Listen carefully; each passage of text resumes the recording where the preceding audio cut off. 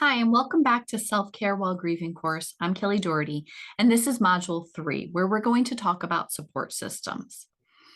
One of the biggest things that I hear from my clients is that the people they thought would be there for them don't show up.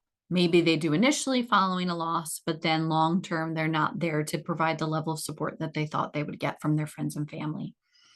I've always said you're going to find out who your true friends and family are if after you've experienced a significant loss of any kind, because your true friends and family will show up and be there for you. They may send you a text or stop by and want to spend time with you.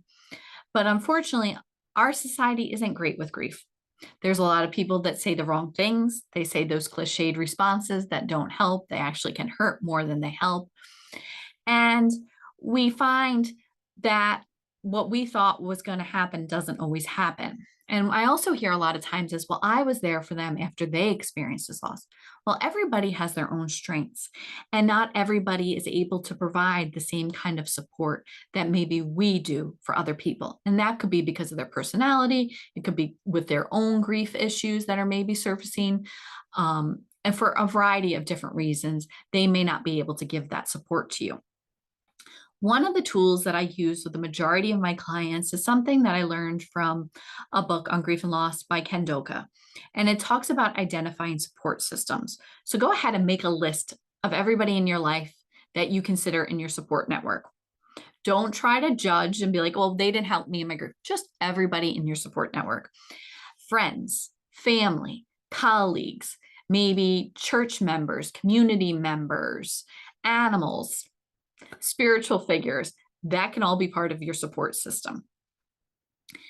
And once you've made that list, I want you to put an L next to the listeners. These are the people that will truly listen to you talk about your grief. They're not going to be the ones that are going to tell you what you should or shouldn't be feeling, or, oh, you just need to do this and you'll be okay. They'll actually listen. Then we have the doers. These are the people that you can call up and be like, hey, I can't figure out how to start my lawnmower. My husband always did this. Can you come over and teach me? Or, oh, I have a colonoscopy scheduled and my mom would always take me to this. Can you take me? So these are the doers, the something that will do something for you. Maybe even go to the grocery store for you because you need them to. And then R next to the respite. These are the people that you can have fun with, maybe take breaks from your grief and not think about your grief. And then a U next to the unhelpful people. These are the people that are maybe in your life, but aren't the best with your grief, and that can't really support you with that. So those are the unhelpful people. And I've added a couple more to this list. And this comes from talking with grieving people over the years, especially in the grief groups. And one of them is some people are on our list and they don't fill any of those roles, but we're just grateful that they're in our lives. So we can put a G next to those grateful people. And then also, I think thinking about who are the compassionate people in our life, who can hold that space for us when we need them and just be compassionate. Put a C next to them. And what I would challenge you to do is look at this list. How often are you reaching out to your listeners or your doers? What I hear all the time is people say, I just can't.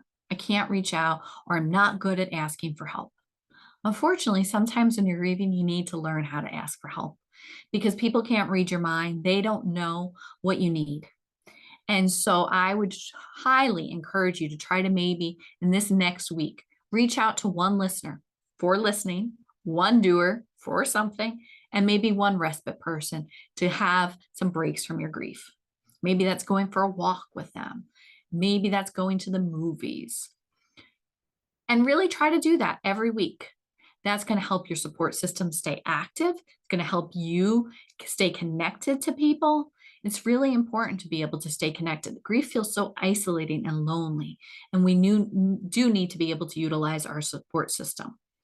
So the reason we do this list is because if we're going to a doer and we're asking them to listen about our grief, we're probably not going to feel very good.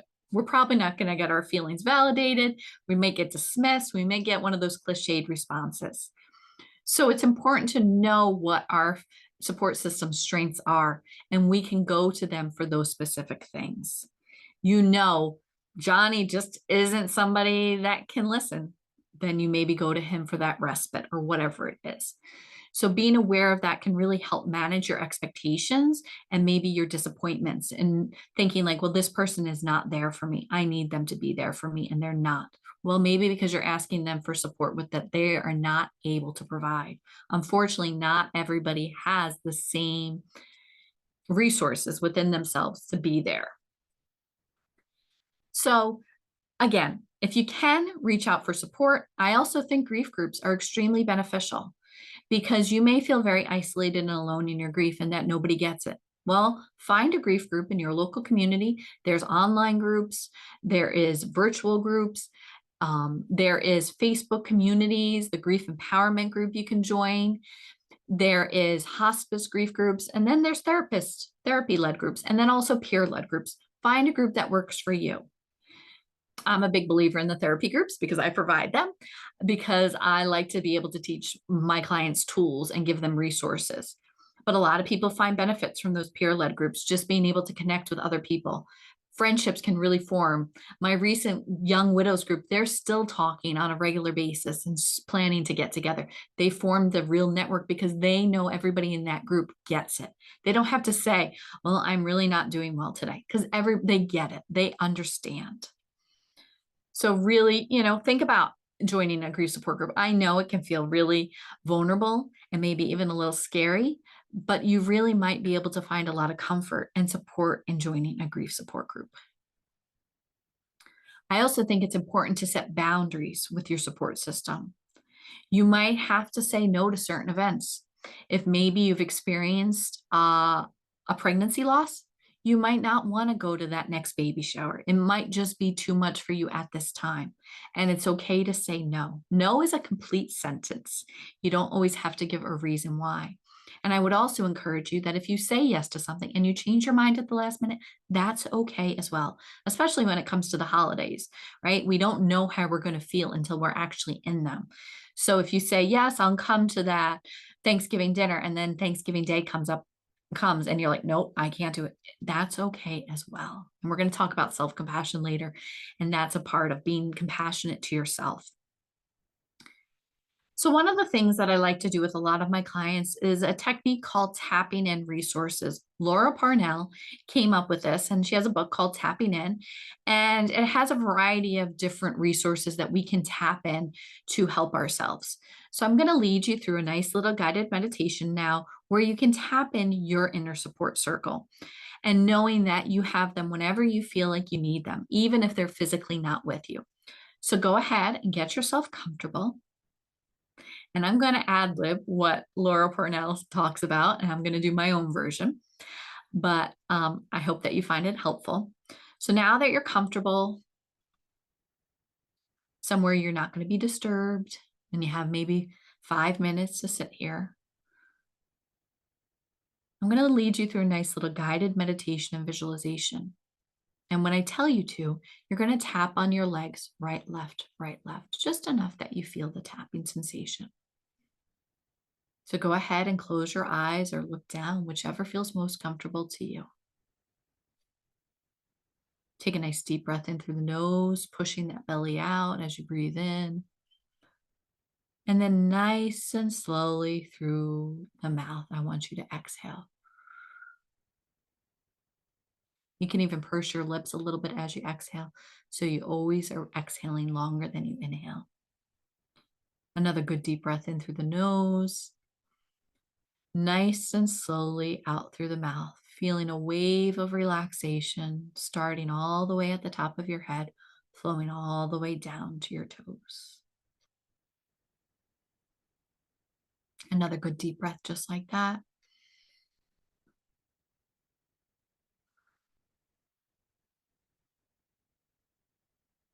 And now I want you to imagine and visualize a relaxing place.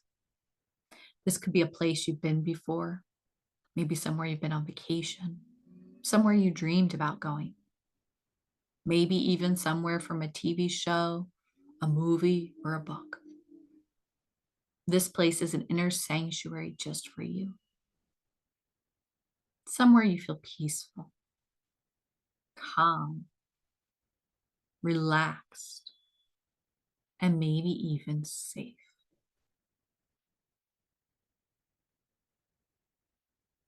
I want you to visualize this place in your mind's eye, using all of your senses to be there right now.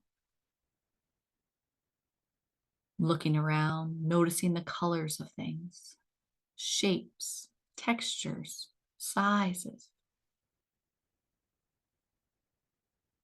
Noticing the sounds that you would hear in this place. Smells. And most importantly, what it would feel like in this place. That feeling of relaxation, that feeling of peace. Really allowing yourself to feel it like you're there right now. Feeling it throughout your body. And go ahead and begin to tap. Right, left, right, left. Keep tapping as long as it remains positive. If it becomes negative at any point, stop tapping and return back to your breath.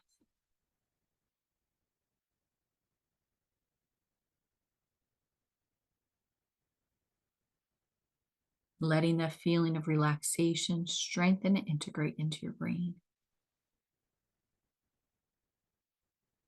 Knowing whenever you need to, you come back to this relaxing place in your mind. And go ahead and stop tapping.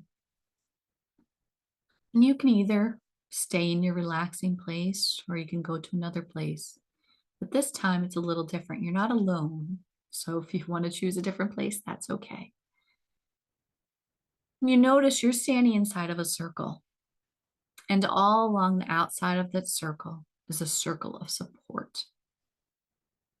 Your friends, your family, your listeners, your doers, your respite, maybe spiritual figures, maybe animals like your pets.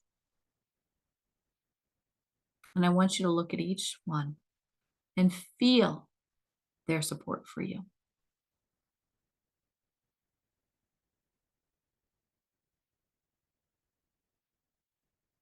Now feel the combined support from your entire circle of support.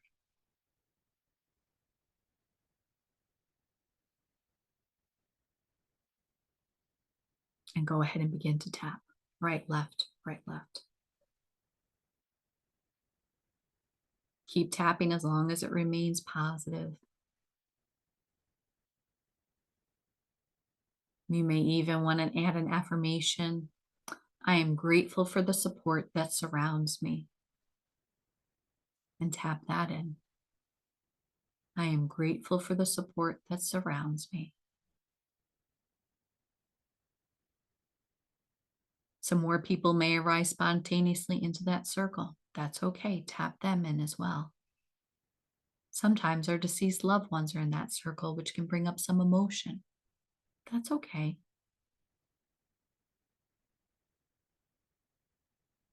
Knowing that you can always go to this place in your mind when you feel alone or isolated in your grief, you can visualize your support system, begin tapping and feel their support.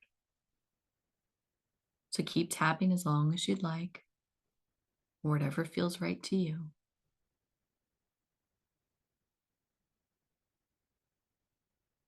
And when you're ready, in your own time,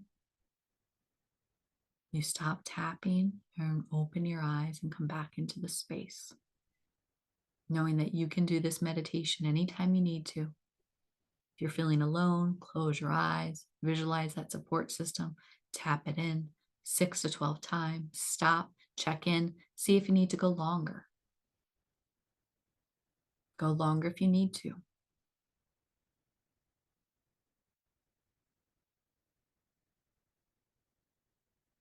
So now just stretching in any way that feels good.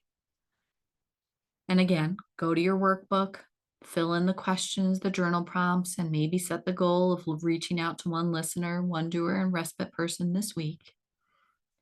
And if you'd like for additional support and connection, join the Grief Empowerment group on Facebook. We would be so happy for you to join us. Introduce yourself, share a little bit about your loved one, and a little bit about yourself. So stay tuned for Module 4, where we're going to talk about the practice of gratitude. So stay tuned.